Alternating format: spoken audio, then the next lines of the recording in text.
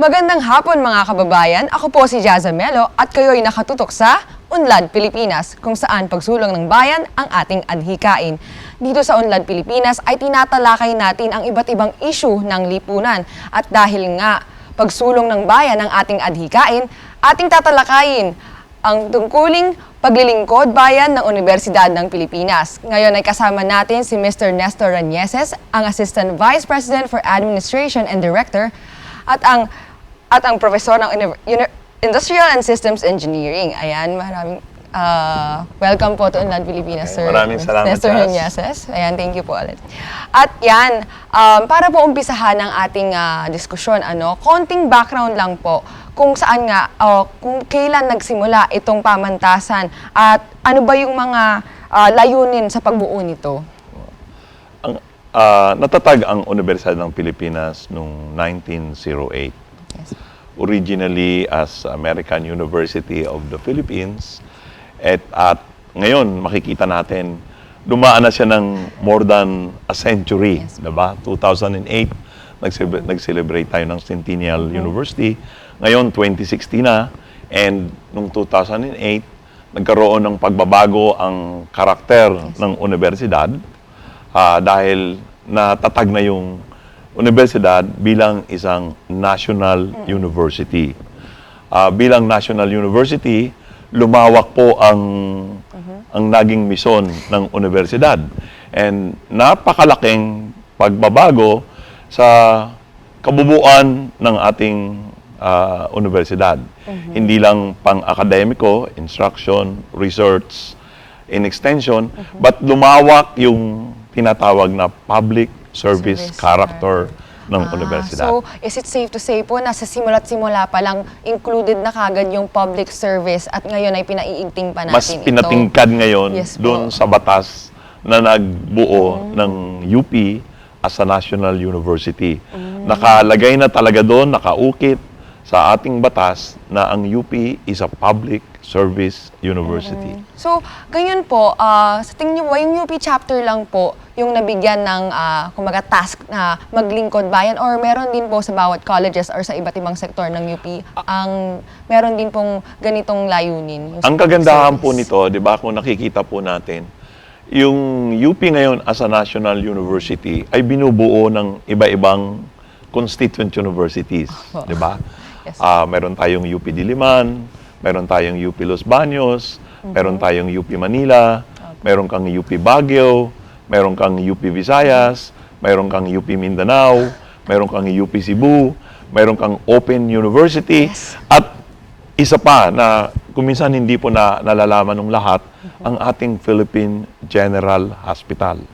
Yes. Ang Philippine General Hospital is our biggest hospital in the Philippines. It's a university hospital, is a public service hospital.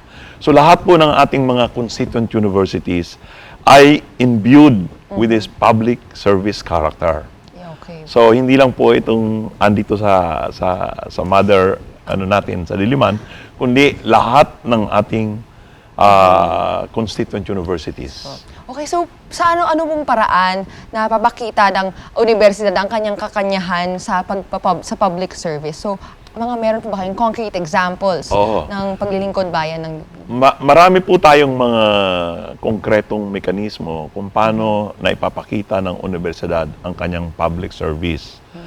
Nung ang ating pong Pangulo ay si President Javier, ay inilunsad niya yung Panginuhod. So ito yung public service group na talagang nakatutok doon sa mga problema ng ating bansa na nangangailangan ng tulong ng Pilipinas. Ito po ay nagkaroon ng mga pagbabago and ngayon sa administration po ni President Pascual ay naging padayon ang Opo. ating naging Tagline, pangalan, kumbaga. tagline po. Opo. And tayo ngayon ay itong grupo na to ay ina-address yung mga issues natin Yes po. na of national import and of course na talagang malawak ang impact sa atin. Silang halimbawa, kunyari nung magkaroon tayo ng mga disasters, ng mga bagyo and others, yung ating kasama dito sa universidad ay pumunta. on a voluntary basis, sa lahat ng kakayahan natin na tumulong para matulungan yung ating mga kababayan na nasalanta nung mga disasters na yon. Marami po tayong mga proyekto ngayon, and ito ako pinagmamalaki natin, na talagang gumagawa ng very impactful, very game-changing impact sa ating society. Yung ginagawa po ng ating National Institute of Geological Sciences, yung NOAA, kung natatandaan po nyo yung Project NOAA, napakalaking tulong para sa climate change. Mayroon din pong isang proyekto ang Kolehiyo ng Engineering. Ito po yung Dream Project. Na ang ginagawa po naman ito ay minamapa lahat ng river systems ng Pilipinas para nakikita natin yung mga potential issues kung ano ang nangyayari sa ating mga katubigan. Kasi ngayon ang isang mga magiging problema natin ay problema natin sa tubig. Sa aspeto ng ating mga estudyante, natutuwa po tayo na ang ating mga estudyante ay kasama dito sa ganitong paglilingkod bayan, itong NSTP. Opo. Marami po tayong mga student courses na kasama ang ating mga faculty, kasama ang mga estudyante, na kasama sila, nasa-sensitize sila dun sa mga problema natin sa bansa. And para sa atin, ang universidad ay isang napakalaking tulong, hindi lang sa pag-a-analyze ng mga problema, kundi pagbibigay ng solusyon. And ito ngayon ang nakikita natin as a public service university, hindi lang nakakatulong ang universidad para analisihan ng problema, kundi bigyan din ng solusyon through actual participation engagement. So basically, parang yung pagiging involved po natin in national issues, yun po yung diwang UP, kumbaga tatak UP po ba yun? Yun na po yung branding na pwedeng nating i-associate sa public service ng universidad. Ngayon po kasi ang sinasabi natin, pag may problema ang bansa, lumapit kayo sa UP.